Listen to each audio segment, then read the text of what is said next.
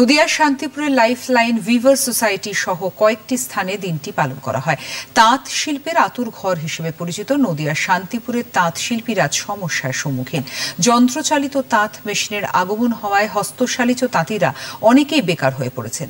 একদিকে যন্ত্রচালিত তাঁতে বেশি কাপড় উৎপাদন করা সম্ভব হচ্ছে, অন্যদিকে হস্তচালিত তাঁত বুনে শিল্পীরা যে মজুরি পাচ্ছেন তাতে দিনাতিপাত করতে সমস্যা হচ্ছে।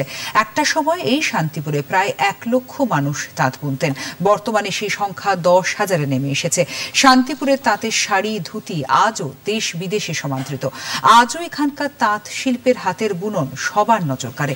শান্তিপুর স্টেশনে ট্রেন ঢোকা মাত্রই দেখা যায় শাড়ির ব্যাগ নিয়ে ট্রেনে তুলতে দেশের বিভিন্ন প্রান্তের মানুষ শাড়ি কেনার জন্য ছুটে আসেন শান্তিপুরে। এমতাবস্থায় অনেকেই বাধ্য হয়ে পেশার পরিবর্তন করছেন। আমাদের শান্তিপুরে তাঁতটাই আমাদের সবকিছু। আমার দিদিমা, ঠাকুমা, আমার মা, আমাদের যে পূর্বপুরুষরা ছিলেন তারা কিন্তু সব তাঁতের ওপরেই সবকিছু নির্ভর করতো। আমাদেরকে ছোট থেকে মানুষ করেছে এই তাঁতের ওপরেই। পুরো সংসার, আমাদের লেখাপড়া, আমার বিয়ে, টোটালটা এই তাঁতের ওপরে নিয়েই চলতো। আজকের দিনে দাঁড়িয়ে আমরা কিন্তু আমাদের সন্তানদের মানুষ করতে পারছি না, কেননা সেই জায়গাটাই আর নেই। আমাদের শান্তিপুরে যেহেতু এখানে যন্ত্রচালিত মেশিন এসছে, এই মেশিনে যেহেতু আমাদের অনেক ওরা তাঁত বনে, কাপড় বনে, আমরা যেহেতু হাতে কাজ করি, কাপড়টা ঠিক মতো একটাই বুনতে পারি, বেশি বুনতে পারি না। তো আস্তে আস্তে দিনে দিনে যন্ত্রের জন্যই আমাদের তাঁতের বাজারটা শান্তিপুরে নষ্ট হয়ে গেছে।